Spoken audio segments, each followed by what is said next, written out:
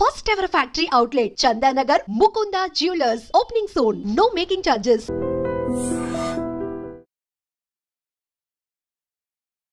So ప్రేక్షకులకి మీ రామచంద్రమూర్తి నమస్కారాలు.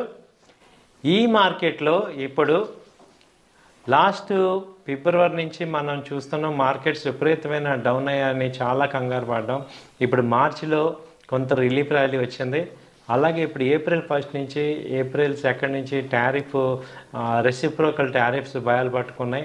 So ఇప్పుడు అసలు స్టాక్ మార్కెట్స్లో మేజర్గా నిఫ్టీ ఎలా ఉండబోతుంది, ఇప్పుడు నెక్స్ట్ ఏప్రిల్ 1 నుంచి ఇలా ఏప్రిల్ 10 వరకు ఎలా ఉంటుంది అనేది మనం చూసుకుంటే ఈ ఎపిసోడ్లో ఈ వీడియోలో మీకు అప్డేట్ చేస్తున్నాం. సో యాక్చువల్గా ఆల్రెడీ నిన్నటి ఎఫెక్ట్ ఏంటంటే మార్కెట్స్ యుఎస్ మార్కెట్స్ దాదాపు 5% దాకా ఫాల్ అయినాయి. అలాగే ఈ డౌ జోన్స్ వచ్చి దాదాపు 1000 పాయింట్లు పడింది. సో నాస్డాక్ వచ్చి 2% తగ్గింది. అలాగే S&P వచ్చి 1.9% తగ్గింది.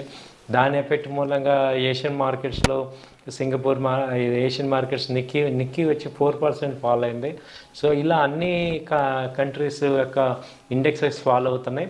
అలాగే ఇండియన్ కూడా నిఫ్టీ కూడా ఫాల్ అయ్యే అవకాశాలు కనపడుతున్నాయి. 2-3% మినిమం ఫాల్ అవుతున్నాయి.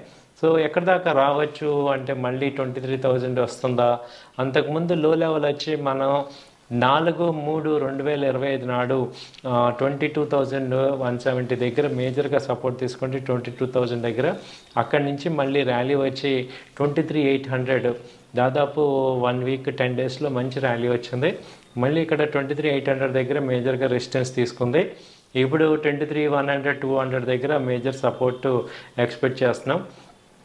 సో అక్కడ వరకు వచ్చే ఛాన్సెస్ అక్కడి నుంచి కూడా బౌన్స్ బ్యాక్ అవుతుందా లేదా అనేది చూస్తుంటే మీకు ఇండియన్ మార్కెట్స్లో మేజర్గా ఏంటంటే అఫీషియల్స్ కనుక ఈ రెసిప్రోకల్ టారిఫ్ని వాళ్ళు కనుక నెగోషియేషన్ బెస్ట్గా చేయగలిగితే ఈ మార్కెట్స్ ఆగే అవకాశాలు కనపడుతున్నాయి. సో ఇదేంటంటే మళ్ళీ టెంపరీ ఫాలే తప్ప పర్మనెంట్ ఫాల్ అయ్యే అవకాశాలు కాదు. ఎందుకంటే ఇంకా అంతకుమించి పెద్ద డిమాండ్స్ ఏం పెట్టట్లేదు ట్రంప్ గారు, ఓన్లీ టారిఫ్స్ తగ్గించండి అని. ఒకసారి ఆ టారిఫ్స్ సెట్ అయిపోయిందంటే ఇప్పుడు యూఎస్తో మనకి వచ్చే ఇంకా ఇంపాక్ట్ ఉండదు. కాబట్టి మనకు ఆల్రెడీ ఇండియాలో ఎఫ్ఐఎస్ బయింగ్ స్టార్ట్ చేశారు. అలాగే న్యూస్ ఇది వస్తున్నాయి. సో నెక్స్ట్ మళ్ళీ ఇంకా ఇయర్ ఎండ్ రిజల్ట్స్ వస్తాయి.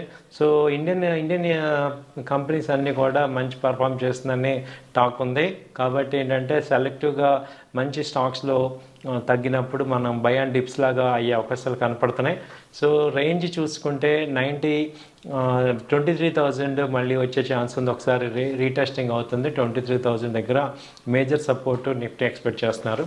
అలాగే బ్యాంక్ నిఫ్టీ తీసుకుంటే ఇది బ్యాంక్ నిఫ్టీ వచ్చి 52,000 దగ్గర మేజర్గా రెసిస్టెన్స్ తీసుకుంది. మళ్ళీ అది 50,000 వరకు వచ్చే అవకాశాలు కనపడుతున్నాయి. అలాగే బ్యాంక్ నిఫ్టీలో లాట్ సైజ్ కూడా 30 నుంచి 35కి పెంచే ప్రపోజల్ ఉన్నారు. కాబట్టి దానివల్ల కూడా కొంచెం దానిలో మూమెంట్స్ ఎక్కువ తగ్గే అవకాశాలు ఉన్నాయి. కాబట్టి 1000 పాయింట్స్ మళ్ళీ దానిలో ఎక్స్పెక్ట్ చేస్తున్నాం ఫాల్ అనేది. అలాగే ఏప్రిల్ 7 to 9 మధ్యలో ఆర్బీఐ రెపో రేట్ మీటింగ్ జరుగుతుంది. దానిలో కూడా రేట్ కట్ వచ్చే అవకాశాలు కనపడుతున్నాయి. సో దానివల్ల మార్కెట్లో లిక్విడిటీ పెరుగుతుంది. సో అందరి దగ్గరికి మనీ వస్తున్నాయి. అలాగే ట్యాక్స్ రిబేట్ కూడా కొంత బెనిఫిట్ అవుతుంది. ఇవన్నీ కూడా కొత్త సంవత్సరం ఫైనాన్షియల్ ఇయర్లో వచ్చే అవకాశాలు ఉన్నాయి. కాబట్టి ఇండియన్ మార్కెట్స్ ఇంకా భయపడాల్సిన అవసరం లేదు అనేది అర్థమవుతుంది. So by and dips strategy అనేది బెస్ట్. అలాగే లార్జ్ క్వాంటిటీ కనుక మీరు తీసుకునేటట్టయితే పుట్ ఆప్షన్స్ తీసుకొని, ఎందుకంటే అన్సర్టనిటీ బాగా ఉంది కాబట్టి పుట్ ఆప్షన్స్ తీసుకొని హెడ్జింగ్ చేసుకోవటం, అదంటే లాస్ని ఇన్సూరెన్స్ చేసుకోవాల్సిందిగా మేము ఎక్స్పర్ట్స్ రికమెండ్ చేస్తున్నారు. సో ఎవరికైతే 5 lakhs అబోవ్ సింగిల్ క్వాంటిటీ ఉంటే వాళ్ళు దానికి తగ్గ పుట్ ఆప్షన్స్ తీసుకోవటం ద్వారా మీ యొక్క రిస్క్ని తగ్గించుకోవచ్చు.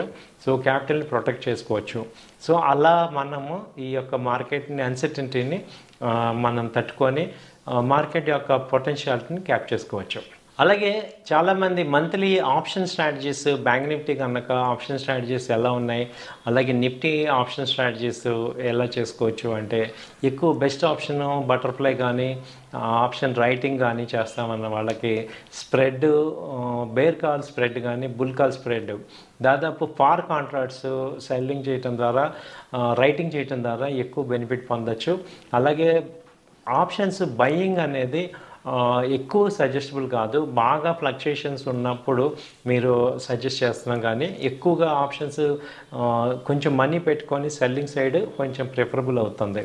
సో బయింగ్ చేయాలి ఆప్షన్స్. చాలామంది ఏంటంటే ఈ ఆప్షన్స్ బై చేసి ఎక్కువ సంపాదిద్దాం అనుకున్న వాళ్ళందరికీ కూడా ఎక్కువ మంది లాసెస్ అవుతున్నారు. దీనికి మేజర్ రీజన్ ఈ టైం వాల్యూ, అలాగే టెక్నికల్గా సరైన నాలెడ్జ్ లేకపోవటం, ఈ రెండింటి మీద అవగాహన లేకపోవటం వల్ల ఎక్కువ మంది లాస్ అవుతున్నారు. దాని బదులు ఆప్షన్స్ మీరు సెల్లింగ్ సైడ్ ఎక్కువ ఉండటం వల్ల కొంచెం అంటే హయ్యర్ సైడ్ కాల్స్ సెల్ చేయటం, ఫార్ కాంట్రాక్ట్స్ అంటాం, ఫార్ కాల్స్ సెల్ చేయటం వల్ల కొంచెం మీకు అడ్వాంటేజ్ ఉంటుంది. సో అదొకటి ఆప్షన్ రైటర్స్కి ఇప్పుడు ప్రజెంట్ మార్కెట్లో బెనిఫిట్ ఉంది.